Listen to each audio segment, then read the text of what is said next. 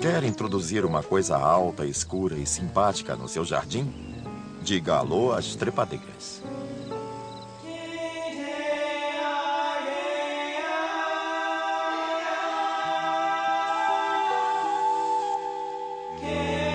O mundo secreto dos jardins. Trepadeiras. Distribuição Sinapse.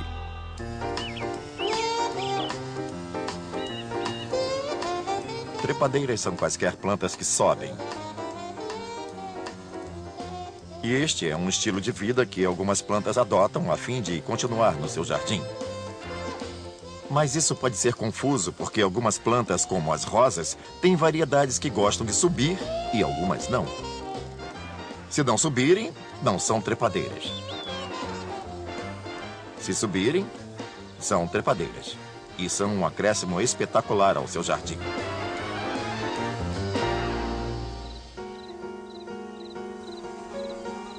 Quando muitas pessoas pensam em trepadeiras no jardim, nós pensamos em clematis ou uvas, mas existem literalmente centenas de trepadeiras diferentes por aí. Todas podem dar um belo show no seu jardim.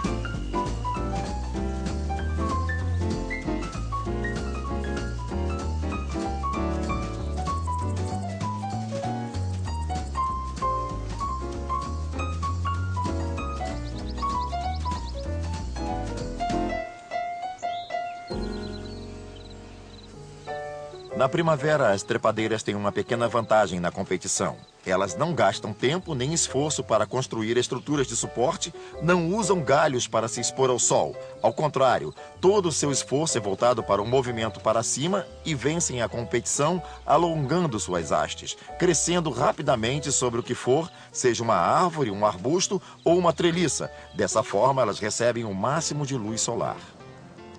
Quando o sol começa a aquecer o solo primaveril, as trepadeiras anuais começam um processo louco, que se inicia pela semente no princípio da estação de cultivo.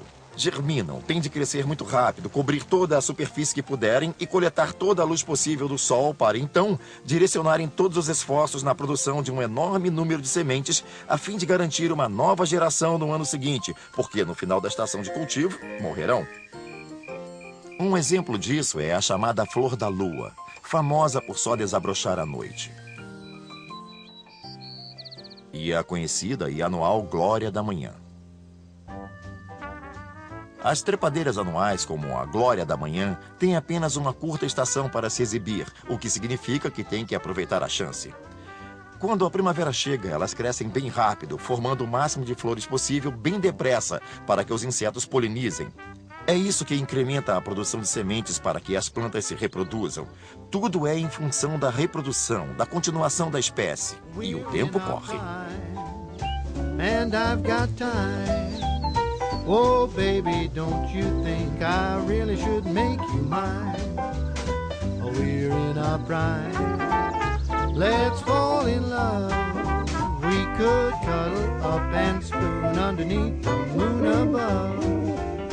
Now tell me, baby, how could I let you go? No, I'm not that lazy, I'm a healthy so-and-so. We're in our prime, what do you say? Let's not hesitate and wait, everything's gonna be okay.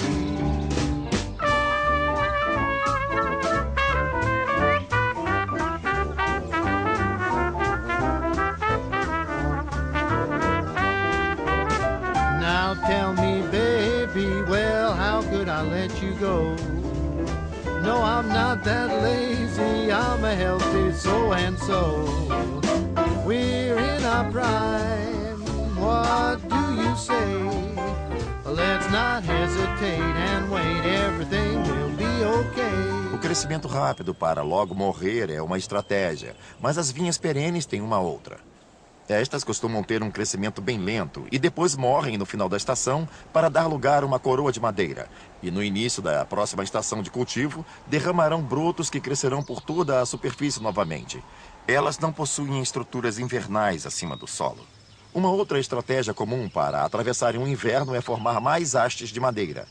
As videiras formam um tecido de madeira bem resistente para que possam manter a vantagem que ganharam de subir pela copa das árvores e se acomodarem em torno delas.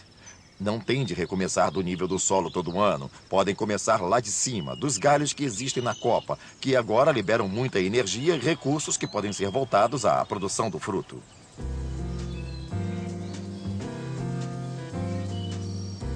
Entre as vinhas favoritas estão as que produzem um caule espesso de madeira. No caso da wisteria, as hastes vivem anos e anos seguidos e vão crescendo cada vez mais. Podemos ver wisterias que têm centenas de anos e que a cada ano vão ficando um pouco mais grossas. Não recomeçar a partir do solo a cada ano dá a elas muito mais energia, que elas podem utilizar para elevar sua altura. Quando você conseguir que suas flores fiquem altas assim como um anúncio de outdoor, ficará surpreso de ver que criaturas elas atrairão para o seu jardim.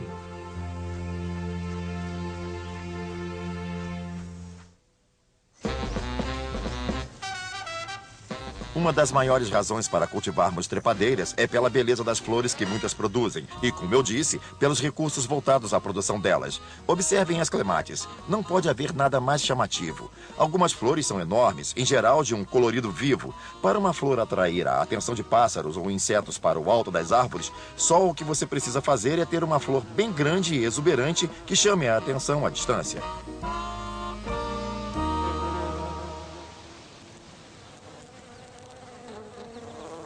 Se observar uma trepadeira clematis ou uma trepadeira de rosas, alguma coisa assim, verá que são locais de tráfego intenso de insetos. Existem várias espécies de abelhas, moscas, vespas, criaturas assim que vão pousar ali em busca do néctar. E a vida sobre as folhas de uma trepadeira pode contar muitas histórias interessantes. Se você vir formigas passeando sobre folhas com aparência de doentes, como se tivessem debruns amarelados, estará observando um dos mais interessantes relacionamentos. O que parece ser bolhas amarelas na folhagem é, na verdade, um inseto da escala.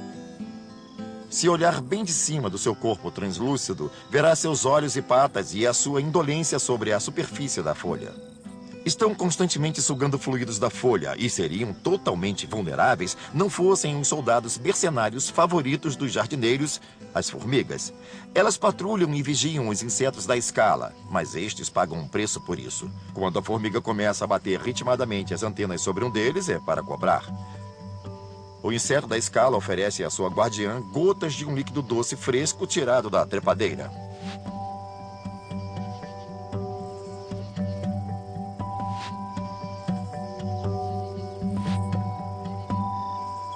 Agora a antena tem gosto bom.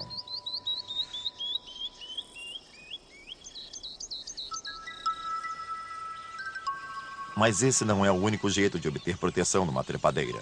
Se observar numa trepadeira de rosas um ninho que parece ter várias boquinhas indefesas para serem alimentadas, na verdade não são tão vulneráveis quanto parecem. O ninho alto é cercado por uma série de espinhos bastante intimidadores.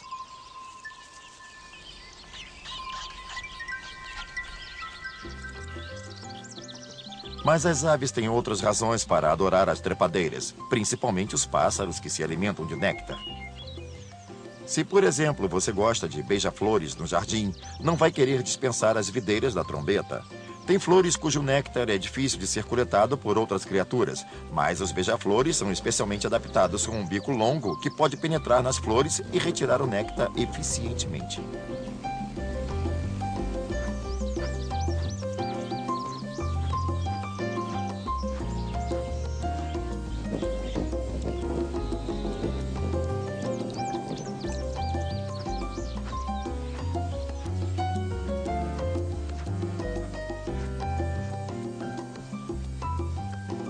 Muitas outras flores de trepadeiras são também perfeitas fontes de néctar para beija-flores. Os feijões de corredor, por exemplo, porque têm cor viva e por isso são muito visitados por beija-flores. E o que poderia ser mais bonito em seu jardim do que beija-flores? Cores espetaculares se alimentando de flores espetaculares.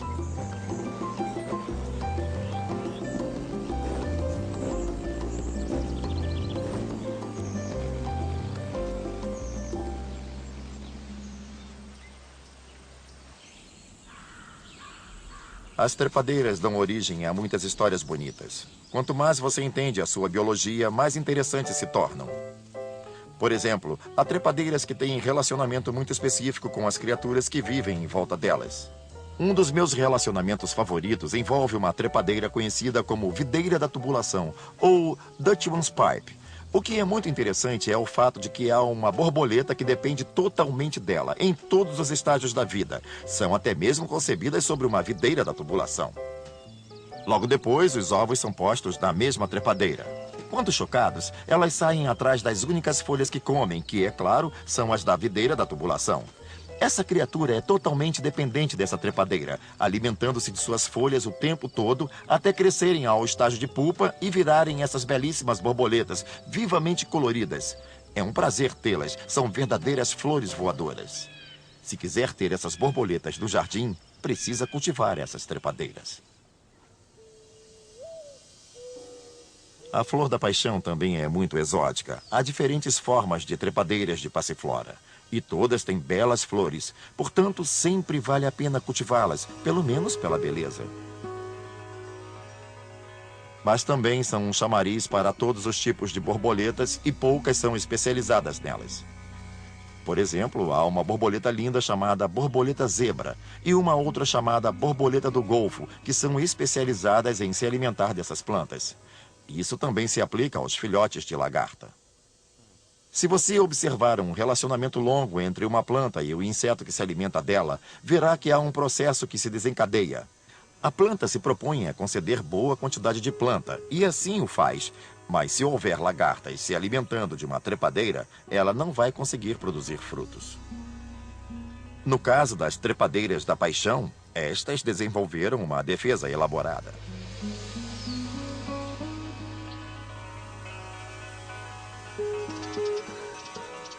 Algumas passifloras produzem pequenos corpos de folhas que parecem pequenos ovos de borboletas.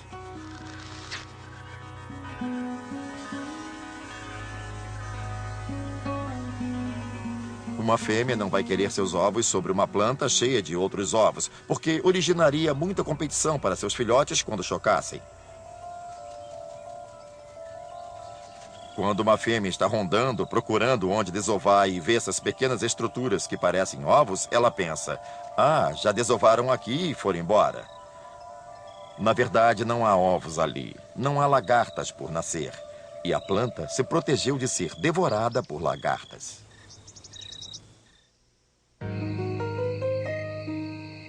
Darwin deixou de ter noites de sono para observar as trepadeiras crescerem e escreveu que o movimento delas parece tão estudado que dá a impressão de que a planta pensa.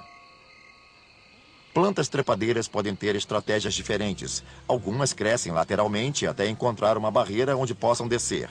Outras tendem a subir. O problema é que isso requer uma estrutura de suporte. Se a planta crescer rápido demais, pode faltar suporte a ela. Trepadeiras enfrentam isso entrelaçando suas hastes, o que lhes dá força extra para que possam ir em frente até que tenham a sorte de encontrar a próxima estrutura de suporte. As trepadeiras que sobem têm duas estratégias. Embaralham-se nas plantas hospedeiras ou em outras estruturas. Se forem ervilhas de cheiro, vão estender um monte de gavinhas finas que irão seguindo seu caminho até encontrar uma barreira. Se enroscarão naquele suporte que encontraram, criando uma série de verdadeiras âncoras sobre o hospedeiro.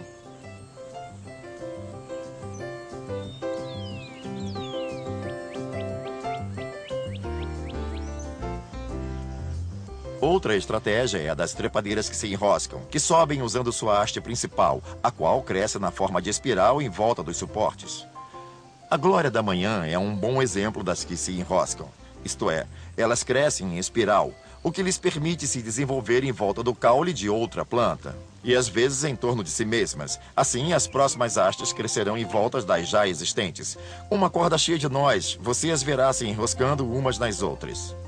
É por isso que, normalmente, quando você cultiva uma glória da manhã, é preferível ter uma treliça para que elas cresçam em torno dela e vão subindo, circundando os suportes.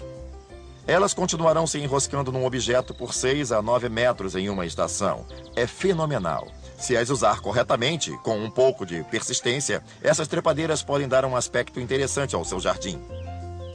Os feijões de corredor fazem a mesma coisa. Vão se emaranhando, se enroscando e subindo pelas coisas.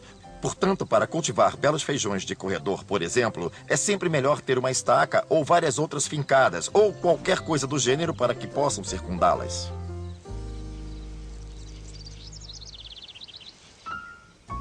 As plantas podem combinar essas estratégias. Por exemplo, as videiras da paixão frequentemente crescem se enroscando, numa espécie de trama em torno da estrutura, mas ao mesmo tempo têm umas gavinhas elaboradas que se enroscam de um jeito próprio.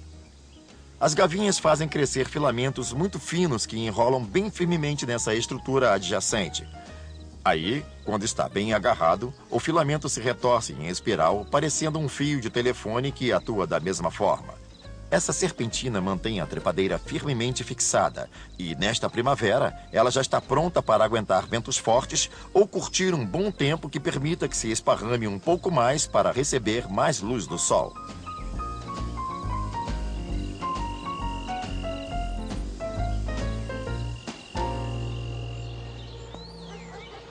Por outro lado, trepadeiras como a Era de Boston são bons exemplos de plantas que têm uma espécie de pequenas garras adesivas que podem grudar em diferentes materiais. Essas são as espécies, claro, que crescem melhor sobre locais como muros de tijolos, aos quais podem se agarrar permanentemente. Isso é muito bom se a intenção é cobrir o muro, mas é bem ruim se precisar removê-la. Essa trepadeira também pode produzir brotos que crescem para dentro de fendas e, à medida que crescem, surgem pequenas projeções com pelugens que cabem em fendas ainda menores. Elas então inflam e expandem seu tamanho dentro dessas fendas.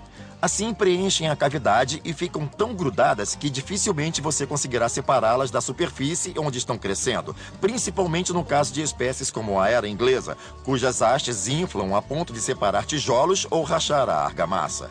Retirar eras pode envolver quebrar a parede às vezes. Não é uma boa coisa.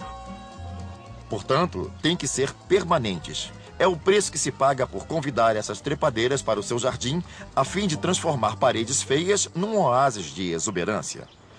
Na verdade, podem funcionar como um microclimatizador. Um bom aglomerado de trepadeiras, por exemplo, é uma boa forma de se cortar o vento, bloquear o sol e amortizar os efeitos do vento sobre uma parte da propriedade. Pode trazer mais frescor e baixar a umidade. Isso pode possibilitar que se cultivem muitas plantas silvestres e outras espécies que gostam dessas condições.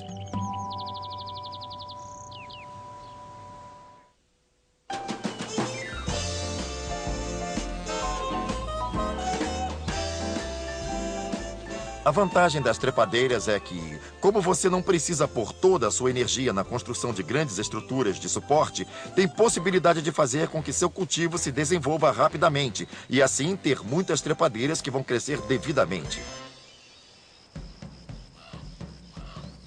Às vezes, trepadeiras de jardim podem se desenvolver bem até demais. Algumas, como esta ervilha doce perene, podem requerer algum esforço para que sejam controladas. Esta pode ficar muito bonita, mas é uma espécie irascível que gosta de se esparramar pelo seu jardim. Algumas outras trepadeiras costumam ser vistas como sementes. Esta ervilha pode ser um problema ao ser removida, porque ao ser puxada, deixa cair sementes pelo solo, causando a você problemas no futuro. Outra planta que dá trabalho é a chamada trepadeira Dog Strangling. É parente do algodãozinho do campo e se espalhou pelo leste da América do Norte. Onde se desenvolve, pode acabar com toda a vegetação nativa. Não a queira em seu jardim. Pior é quando ela escapa para as ravinas, árvores para madeira e campos próximos, porque pode ir arrasando tudo pela frente. E no seu jardim pode ser difícil de ser removida, pode voltar facilmente pelos rizomas. Enfim, é difícil nos livrarmos dela. Uma das ameaças mais surpreendentes para o jardim pode ser a uva silvestre, que pode tomar as árvores usando todas as clássicas técnicas da trepadeira.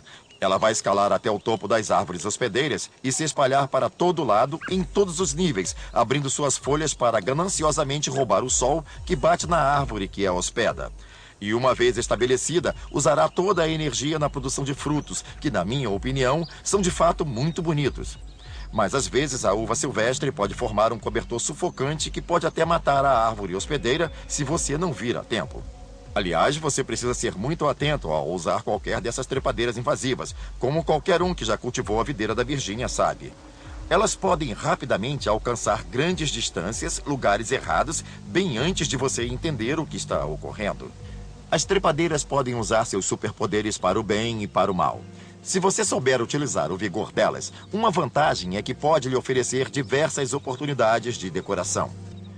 Pode transformar seu jardim num interessantíssimo espaço tridimensional. Às vezes, lhe darão um pretexto para que construa estruturas elaboradas a fim de ter trepadeiras sobre elas. Essas estruturas, em geral, são belas e acabam cobertas por uma linda diversidade de cores, flores e frutos. E, além disso, você tem a chance de fazer de seu jardim um lugar mais complexo e mais interessante, de forma a poder dividir espaços grandes em partes menores, se quiser, onde possa cultivar diferentes tipos de plantas, criando diferentes tipos de sentimentos e de humores no seu jardim. Também oferecem a você diferentes dimensões para onde olhar. Por exemplo, os passarinhos são sempre muito ativos nas copas das árvores, mas ficam longe demais para que se observe o que se passa lá em cima.